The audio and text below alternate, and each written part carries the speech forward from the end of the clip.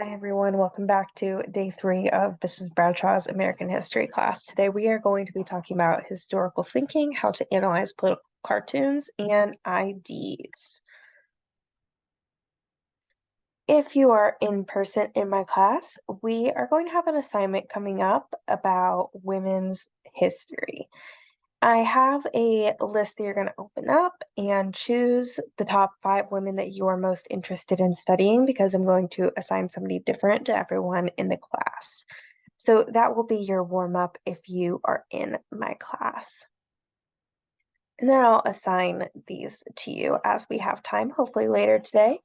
If you're in my class, we'll have a brief question of the day. Where were you born? We have a lot of different cultures, different regions of the United States represented in our class. So we'd like to learn more about where everyone comes from. We'll go over these current events if you are present in class. I'm not going to do that in the video because things just change so quickly. It won't be relevant anymore by the time you're watching this video, or as relevant at least. So today, your warm-up is that brief overview of the women's history assignment. Next, we're going to do slides and notes on IDs, SPAM, which is how to analyze political cartoons, and historical thinking. Then we'll have some time for the Enduring Issues project that you started last time, or the women's history assignment. I'll work on assigning who will study which women. Then we'll have a brief exit ticket. And throughout, I'd like you to be thinking about this essential question: how can IDs improve our historical thinking? And remember, these speech bubbles, we'll discuss them in a bit more detail in class.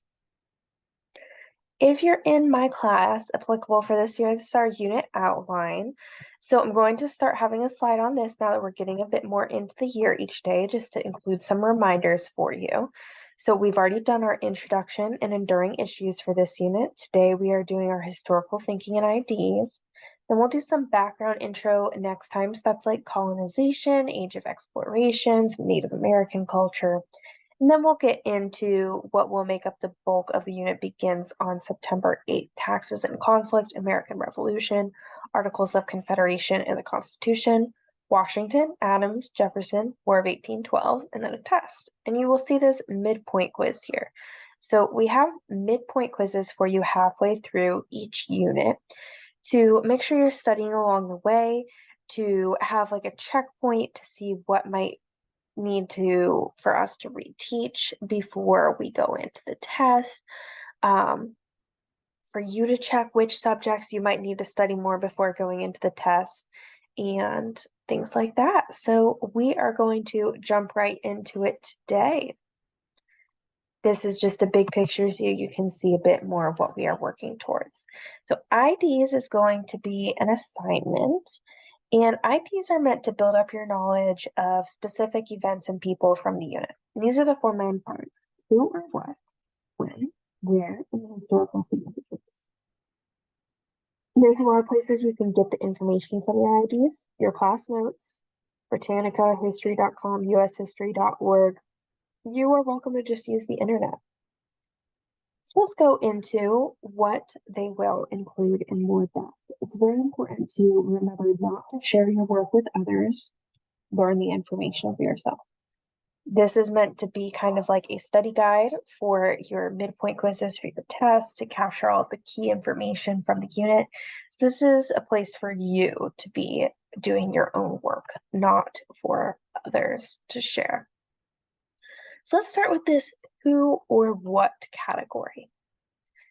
I want you to first do a little brainstorming. Who are some people or some events that you might think might be on an ID based on our topics here? I'll give you your list next time or the following time, depending on how far we get. But it's good to start brainstorming, start thinking about what we have upcoming. So if you have a person in the who category, you should be writing, why is this person important to the unit? If you have a what, you should describe the event. What happened at that event? For the when category, if it's a person, I don't want you to just tell me when they were born and died. The date or the time frame that you are giving for the person should be when they did something that's very relevant to the unit at hand. And if you have an event, you should have a description of when the event or the item happened. It's okay if this is a range. Some events did happen for a few years or more. Next, let's go into where. So if it's a person, again, you're going to relate it to this unit. So not something like where were they born? It's where were they when they did something significant that contributed to this unit. If it's an event, where did this happen? It can be more than one place, but be as specific as possible. So for example, nearly all of the IDs are probably going to be in the United States, since this is American history class. A better answer, United States would only receive a partial credit. A better answer would be at least a region. Northeastern US, Southeastern US, the Midwest, the Western coast, something like that.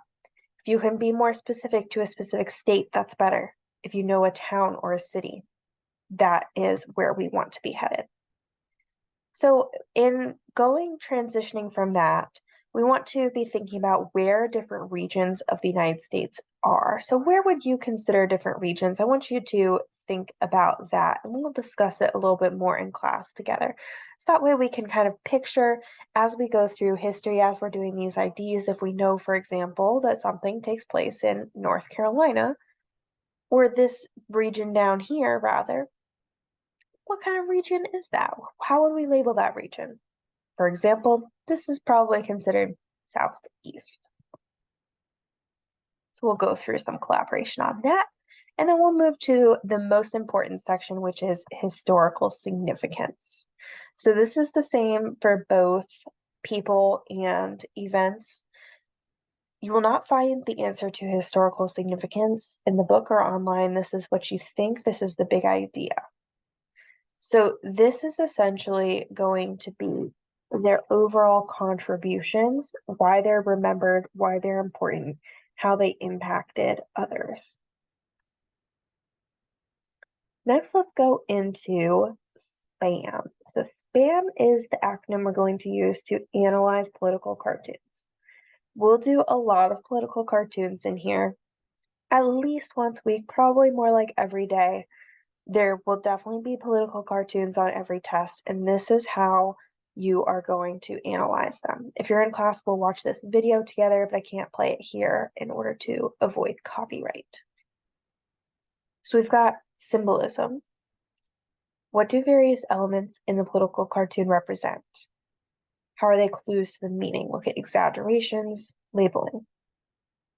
People. How does the placement of people or subjects, if it's not an actual person, in the cartoon affect the message or idea? What do they represent? Action. Action is not what they're doing in the cartoon. It is what does the author want you to do or respond to after you view the cartoon. And then we have message. What is the meaning of the cartoon or the point of view the author is trying to convey to the audience? What is their point of view or purpose? If there is irony, how does that help to convey the message? So we'll go through this in a lot more detail throughout this first unit. We'll have a lot of practice with it. Let's use this one. Now, this is not something we've covered in the class yet. This is something you might have some background knowledge of from civics. So these guys, let's start with symbolism. If we're in class, we'll have a little discussion about this, but I'll just walk it through for you here. We've got the elephant. This represents the Republican Party in the United States, and the donkey represents the Democratic Party in the United States. And then we have them on these red and blue dots labeled twister. Red is the Republican Party's color, blue is the Democratic Party's color. So there is some symbolism. This cartoon doesn't have any people. It does have some subjects. And this question says, how does the placement give us an idea of the message? So here, look, they're all entangled with one another. They look like they're struggling a little bit. They're on top of each other. They're bending to avoid each other. Let's keep that in mind as we move to these last two, action and message. Action is a little tricky here, and that is up for interpretation for this cartoon. What does this author want us to do? Probably pay attention to this midterm election. Midterm elections often don't receive as much attention as presidential elections. Probably to be following our local politicians and listening to what they have to say for these midterms. And then, what is the message? What are they trying to convey to the audience? So they're probably conveying this is a tight race. They both look like they're struggling here, fighting to win, to stay on top. They're probably conveying this is a messy game. It's been complicated of a race. There's a lot going on here. Many moving parts. It's intertangled. So those are some things you could consider when looking at a political cartoon. So if you are going through the SPAM, SPAM, symbolism, people, action, message, that will help you to analyze any political cartoon. So now let's get into some historical thinking skills. So this is when you're looking at a primary source. That would be a document, a letter, an image, a political cartoon. We should be thinking about these different topics. The first topic is sourcing. And under this category of sourcing, these are the questions you should ask yourself whenever you're looking at a primary or a secondary source. Who wrote this? What's the author's perspective? Why did they write it? Where did they write it? And based on all of those questions, is this source reliable? Why or why not? We'll look at an example. Then we have contextualizing. Under this category, these are the questions you should be considering. When and where was the document created? What was different then as compared to now? What is the same? And how might the circumstances in which the document was created affect its content? For example, this is where we would consider whether something is a primary or secondary source in the sourcing and contextualizing categories. Was it written when the event took place, or is it somebody looking back at it a long time later? And how does that affect what they have to say about it? After we look at those things, so we're going to do this sourcing and this contextualizing before we even read the document.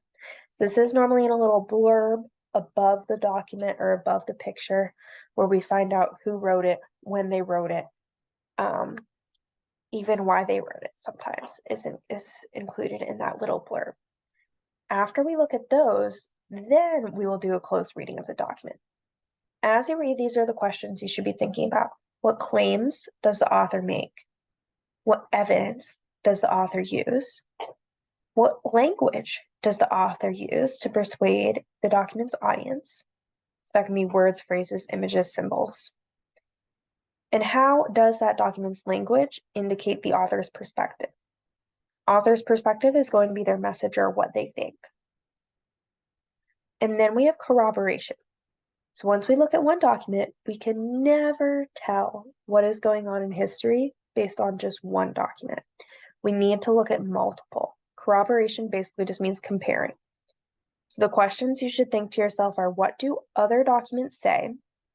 Do these documents agree? If not, why not? What's the difference here? Sometimes it's when they were written that creates a difference. Sometimes it's the author's identity, their side of history, like which side of the war they're fighting on, for example. Now, what are other possible documents we could explore? Which of the documents are more reliable? Is there something about one author that makes them less reliable than another? We're going to have, starting today and going into next video, a little bit of background before we get into where the curriculum starts. So our curriculum now begins at the American Revolution, but we know that there's a lot that happens in US history before the revolution itself. So we're going to have just a little bit of intro so we can see how did we get here. We need that background information to see where we begin. So hopefully you know a little bit about this from previous courses that you've taken, perhaps in middle school or even elementary school. How did the first people get to the United States? This is through the Bering Strait. Most people believe that the first people in America, in the North American continent, crossed the land bridge at the Bering Sea about 12,000 years ago. This connected Asia to North America through Alaska. You all know that Alaska is connected to Canada up there. Some people think that it is in the ocean because that's how maps are drawn often, because they don't, Alaska and Hawaii are not connected to the lower 48 states. So it's important to know that context of Alaska is up there connected to Canada, and at one point it was connected to Russia. So the first people were probably hunters and gatherers who were following their prey, such as mammoths, from what is now Russia to what is now Alaska, and then proceed down through North America and even into South America. So a connection to modern day, as we talk about the Native American people, is that often this is a statement from UNC Charlotte, but a lot of institutions now are creating a statement that perhaps professors read before class begins or before like big meetings at the university or the school. Such a statement will be read that says something like, "We acknowledge that we are on colonized land, traditionally belonging to the Catawba, Shira, Sugary, Watery, and Waxaw peoples, all of whom have stewarded this land throughout the generations." I want to hear from you guys when we're in class about what you think of these statements. If you think that this is enough, is it enough to make a statement? Or is it a good start, at least? What else could institutions do? Do you think they should do anything else besides making such statements to state that they acknowledge that this is on colonized land? So this is just a bit of a modern day connection here for us to consider. So the Native American people, of course, migrated from the Bering Strait through all of North America, through South America, and as different groups of people settled in different regions, their cultures developed differently as they adapted to the environment. So this would mean they would have different food, languages, music, religions as they settled in different areas. And here's some examples of what the different regions might have in common. So people who live in this region here in the orange, for example, might be considered part of the Southwest. So people who live within that orange block might have more in common to each other. Once the Native American people had been here for thousands of years, explorers started exploring and eventually discovered this land where the Native American people lived. So let's talk about why people started exploring. This was an age of exploration, kind of related to desire for power and conflict between a few main nations, Portugal, Spain, England, and France. And this occurred through the early 15th century through the 17th century. So they're trying to explore. These are some of their goals. They want to find new goods, new raw materials, new goods that will make them some money. They want to create new markets, find new people to trade with, and establish new trade routes to make their journeys to trade easier, especially when trying to connect Europe with Asia. They figure if they can create more trade, they'll create more wealth for their nation, and that will create more power for them. Christopher Columbus is the person who is often credited with the discovering of North American continent from the European world. Queen Isabella and King Ferdinand of Spain funded Columbus's expedition. He was trying to find a sea route to Asia. And he ended up helping to establish Spain's first settlements in the Americas in the Caribbean islands in 1492. And relations immediately changed for the Native American people. He encouraged his team and other explorers to also force Native American people to work the land in order to make a profit, and he taught them Christianity, so trying to change their native religions and influence there. Columbus at first thought that he landed in the West Indies, and people at this time did not think that the Earth was flat. Most people thought that the reason they had not tried to sail in the direction that Columbus did was they had correct about how large the Earth was, but they thought there was nothing in this region of North and South America. So they thought the ocean was stretching all the way from where Europe is to where the Asian continent is. So they thought this was a huge ocean they would have to cross and that there would not be enough supplies to make that journey. That's why people had not tried to sail in this direction, not because they thought the Earth was flat. Something that happens here is the Columbian exchange. So when we're in class, I'm going to have you try to draw the Columbian exchange from memory. If you're at home, feel free to pause this video, see what you already know about the Columbian exchange, any ideas that come to mind. You should have something like this. So there are different goods in Europe and the Americas that one another do not have. So each region is going to get some brand new crops and diseases in each region. So, for example, some of the things they had in America that were brought to Europe included things like pumpkins, turkeys, peanuts, potatoes, corn. From Europe to the Americas, we have new livestock, including horses. There were no horses in the Americas before the Europeans arrived. Many, many diseases that the Native American people will suffer from, and their population will decline dramatically. Sugar, honeybees, etc. So we have some new goods from both sides here. At this point, I'm going to give you some time to work on your Enduring Issues project that we introduced in the last video, in the last lesson. And I'm going to work on assigning which woman you will focus on for your Women in American History assignment that we will review a bit more next time. And then you'll have this exit ticket as we approach the end of class. So this is going to be some practice with some sourcing. So remember the sourcing questions that we went over included, if I can move my video, who wrote this? When was it written? Based on these sources, based on the answers to these questions, is this source reliable? So of course, I want you to take some time to think about this to yourself.